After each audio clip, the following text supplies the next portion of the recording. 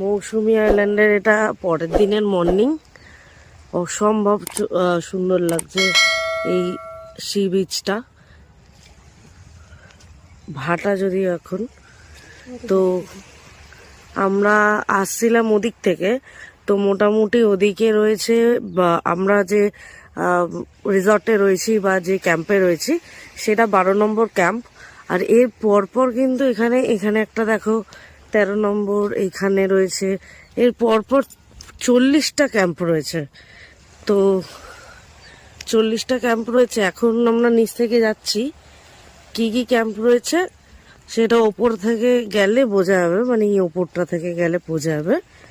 তো এখন নিচ থেকে যেহেতু যাচ্ছি তাই নিচের একটুখানি সি বিচের যে মজাটা ওটা একটু দেখে নিই, তারপর ওপর থেকে আসবার সময় ওপর থেকে আসবে এবং কি কি ক্যাম্প রয়েছে এখানে।